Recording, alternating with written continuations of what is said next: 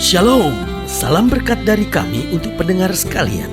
Saat ini pendengar akan diberkati dengan program Hari Ini Harinya Tuhan bagian yang ke-8. Sebuah program rohani tentang doktrin Alkitab yang menolong kita untuk semakin tertanam dalam kebenaran firman dan bertumbuh dalam kemuliaan. Bersama hambanya, Pendeta Gilbert Lumwendong, STH. Banyak orang merasa doktrin Alkitab sebagai sesuatu yang membingungkan. Tetapi tahukah saudara bahwa doktrin Alkitab intinya adalah memahami Alkitab dengan benar, dengan pemahaman yang sistematis, sehingga kita terus dapat tertanam di dalam kebenaran firman, sehingga kita terus bertumbuh di dalam kemuliaan Allah. Buka hati saudara sekalian untuk menerima berkat-berkat firman-Nya hari ini. Kita seringkali mengidentifikasikan ketegasan sebagai sesuatu yang galak. Kalau kita bilang bahwa, wah, orang itu tegas, biasanya kita akan berkata bahwa, waduh, orang itu galak sekali. Tetapi tahukah saudara, sebetulnya ketegasan dan kegalakan adalah dua hal yang berbeda.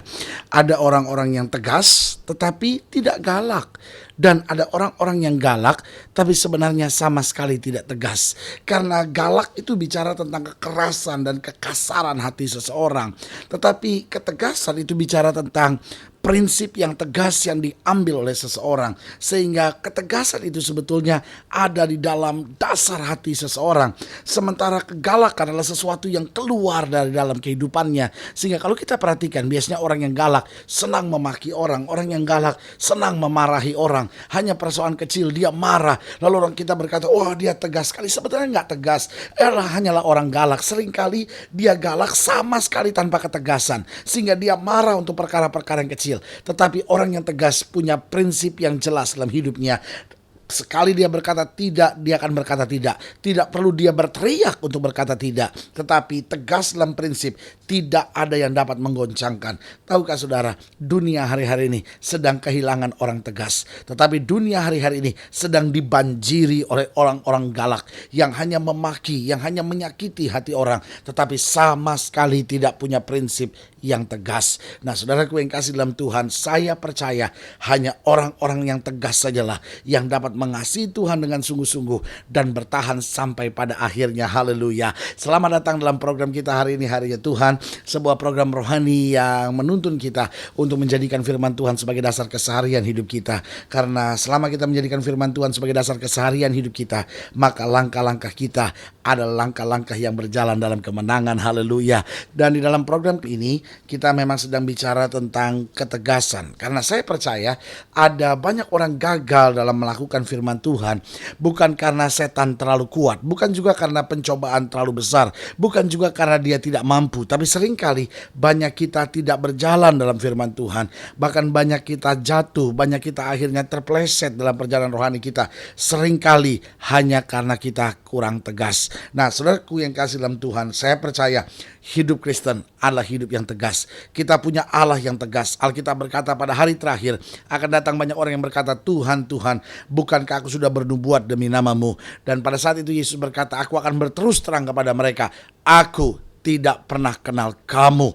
Nah, bicara tentang apakah semuanya ini? Bicara tentang ketegasan. Bapa adalah Bapa yang baik. Allah kita adalah Allah yang menyediakan segala yang baik buat kita. Tetapi ada saatnya Alkitab tegas berkata, Allah tidak membiarkan dirinya dipermainkan. Betul, dia Allah panjang sabar, berlimpah kasih setianya. Dia Allah yang adil, dia Allah yang sabar, dia Allah yang penuh kasih. Tetapi pada saat yang bersamaan, dia juga adalah Allah yang tegas. Nah, dalam 1 Korintus pasal 5, karena pembahasan kita di program ini, yaitu di 1 Korintus pasal 5, ayat yang pertama sampai ayat yang ke-13, di bawah judul perikop dosa dalam jemaat. Memang orang mendengar bahwa ada percabulan di antara kamu. Dan percabulan yang begitu rupa seperti yang tidak terdapat sekalipun di antara bangsa-bangsa yang tidak mengenal Allah. Yaitu bahwa ada orang yang hidup dengan istri ayahnya. Sekalipun demikian kamu sombong. Tidakkah lebih patut kamu berduka cita dan menjauhkan orang yang melakukan hal-hal dari tengah-tengah kamu? Sebab aku sekalipun secara badani tidak hadir, tetapi secara rohani hadir. Aku, sama seperti aku hadir, telah menjatuhkan hukuman atas dia yang telah melakukan hal yang semacam itu. Bila mana kita berkumpul dalam roh, kamu bersama-sama dengan aku, dengan kuasa Yesus Tuhan kita. Orang itu harus kita serahkan dalam nama Tuhan Yesus kepada iblis, sehingga binasa tubuhnya, agar rohnya diselamatkan pada hari Tuhan. Kemegahanmu tidak baik. Tidak tahukah kamu bahwa sedikit ragi menghamiri seluruh adonan? Buanglah ragi yang lama itu, supaya kamu menjadi adonan yang baru. Sebab kamu memang tidak beragi, sebab anak domba Paskah kita juga telah disembelih, yaitu Kristus. Karena itu marilah kita berpesta, bukan dengan ragi yang lama, bukan pula dengan ragi keburukan dan kejahatan, tetapi dengan roti yang tidak beragi, yaitu kemurnian dan kebenaran. Dalam suratku telah kutuliskan kepadamu, supaya kamu jangan bergaul dengan orang-orang cabul. Yang aku maksudkan bukanlah dengan semua orang cabul pada umumnya dari dunia ini, atau dengan semua orang kikir dan penipu, atau dengan semua penyembah berhala, karena jika demikian kamu harus meninggalkan dunia ini. Tetapi yang kutuliskan kepada kamu ialah supaya kamu jangan bergaul dengan orang-orang yang sekalipun menyebut dirinya saudara, tapi adalah orang cabul, kikir, penyembah berhala, pemfitnah, pemabuk, atau penipu. Dengan orang yang demikian janganlah kamu sekali-kali makan bersama-sama. Sebab dengan wewenang apakah aku menghakimi mereka yang berada di luar jemaat? Bukankah kamu hanya menghakimi mereka yang berada di dalam jemaat? Mereka yang berada di luar jemaat akan dihakimi Allah. Tapi perhatikan baik kalimat terakhir ayat ke-13 dari 1 Korintus pasal 5 ini dikatakan, usirlah orang yang melakukan kejahatan dari tengah-tengah kamu. Kalimat ini dengan tegas Paulus sampaikan kepada jemaat di Korintus, usirlah orang yang melakukan kejahatan dari tengah-tengah kamu. Nah, saudaraku yang kasih dalam Tuhan, bukankah ini nada ketegasan yang kita pelajari? Paulus bilang kamu gak bisa kompromi, sebab ragi sedikit dalam adonan akan menghamiri seluruhnya. Bukankah kita adalah anak domba Paskah itu, roti yang tidak beragi itu, yang tidak bisa dihamiri oleh adonan, tidak bisa dihamiri adonan ini oleh ragi-ragi dunia ini. Dengan tegas Paulus menekankan, usirlah mereka itu. Pertanyaannya, mengapa hidup Kristen harus tegas? Mungkin saudara mendengar program ini dan berkata, loh kalau hidup Kristen itu seperti itu, di mana kasih yang sebenarnya? Saudaraku yang kasih dalam Tuhan, kasih itu tegas, dan di dalam ketegasan harus dijalankan dengan kasih. Karena ketegasan tanpa kasih hanyalah kekasaran belaka. Tetapi ketegasan dalam kasih, itulah ketegasan yang sebenarnya. Nah, pertanyaannya, mengapa hidup Kristen harus tegas? Saya pelajari ada beberapa jawaban yang indah. Yang pertama, karena ketidaktegasan akan membiarkan dosa dalam kehidupan. Saudaraku yang kasih dalam Tuhan, kadang-kala kita mencintai Tuhan, tetapi kenapa kita tetap hidup dalam dosa? Jawabannya sederhana, ketidaktegasan akan membiarkan dosa dalam kehidupan. Kalau kita tidak tegas dalam hidup kita, maka kita akan terus kompromi terhadap dosa. Kita akan membiarkan dosa terus masuk dalam hidup kita. Dari dosa kecil, akhirnya mulai dosa lebih besar, lebih besar, lebih besar, lebih besar, sampai akhirnya hidup kita diikat dan dikuasai oleh dosa itu. Berarti saudaraku yang kasih dalam Tuhan, ketidaktegasan akan membiarkan dosa dalam kehidupan. Hanya dengan ketegasan dosa dapat dikalahkan. Hanya dengan ketegasan dosa dapat dihancurkan. Hanya dalam ketegasan kita dapat mengambil garis tegas antara kebenaran dengan dosa. Yang kedua, mengapa hidup Kristen harus tegas? Yang kedua saya pelajari, karena ketidaktegasan adalah tanda bahwa kita tidak menghargai korban Kristus. Orang-orang yang menghargai korban Kristus tidak akan main-main dengan hidupnya. Orang-orang yang menghargai korban Kristus, saudara boleh saja berkata, ya tapi korban itu, darah itu yang telah menebus hidup saya. Great.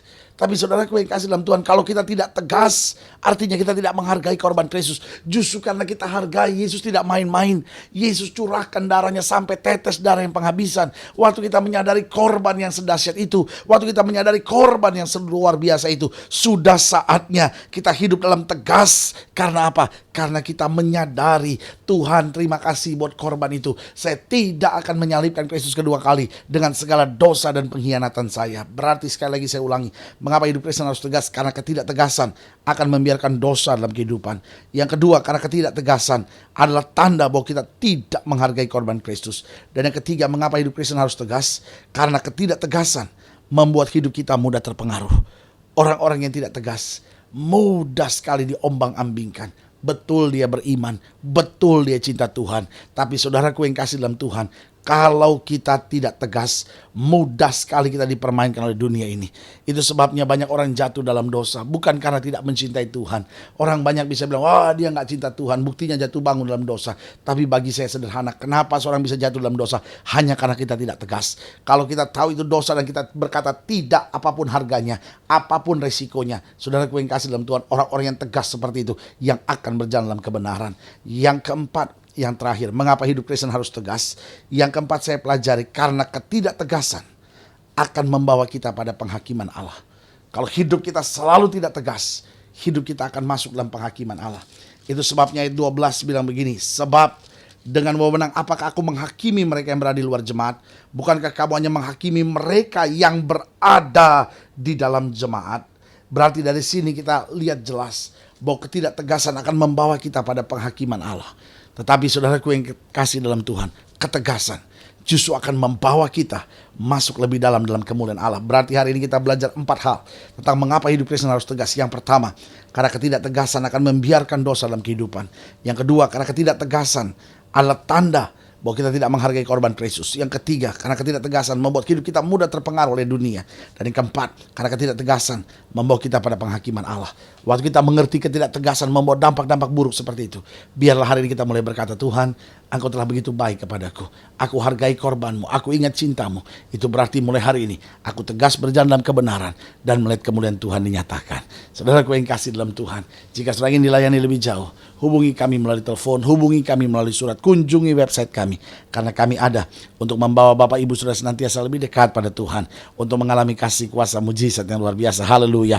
Melalui program ini secara khusus juga saya mau berdoa untuk setiap saudara yang sakit, setiap saudara yang berbeban berat, setiap saudara yang sedang bingung, sedang nggak tegas dalam hidup saudara karena ada prinsip-prinsip tertentu yang sudah nggak enak dalam menjalaninya. Lalu hari ini sudah dengar firman Tuhan, sudah ingin menjadi orang percaya yang tegas. Mungkin sudah berkata itu kelemahan saya tuh susah sekali berkata tidak gitu, saya susah sekali untuk tegas dalam hidup saya. Lalu hari ini sudah mau minta kekuatan dari Tuhan. Atau mungkin sudah orang yang kasar tetapi nggak punya prinsip, nggak tegas sama sekali. Lalu sudah berkata, Tuhan robah saya supaya saya tegas tapi hidup dalam kasih. Jika itu doamu, taruh tangan kananmu di dada dan kita doa. Bapa dalam nama Yesus, hamba doa buat yang sakit, hamba doa buat yang berbeban berat, hamba doa buat setiap mereka yang sedang tergoncang, mereka yang tidak tegas, mereka hidup dalam kekerasan, kekasaran, dan hari ini mau hidup dalam kasih tapi dalam ketegasan. Bapak berdoa di dalam nama Yesus, Tuhan jamah, Tuhan bangkitkan iman, Tuhan pulihkan hidup kami sehingga kami boleh senantiasa mengalami mujizat Tuhan dan mengalami kemenangan yang Tuhan berikan buat kami. Kami hidup dalam ketegasan namun berjalan dalam kasih Tuhan. Di dalam nama Yesus kami berdoa. Haleluya. Amin. Saudara gue yang kasih dalam Tuhan, kita sudah berdoa. Ingat, Allah tidak pernah lalai menepati janjinya. Ini saatnya buat kita untuk bangkit bersemangat, bersuka cita, tetap setia dalam segala perkara. Karena kita tahu Yesus adalah kekuatan kita. Yesus adalah pembela kita. Gunung batu kita yang membuat kita tidak akan goyah. Doa saya menyertai saudara. Sampai berjumpa pada program berikut. Dan jangan lupa, jadikan hari ini harinya Tuhan. Haleluya.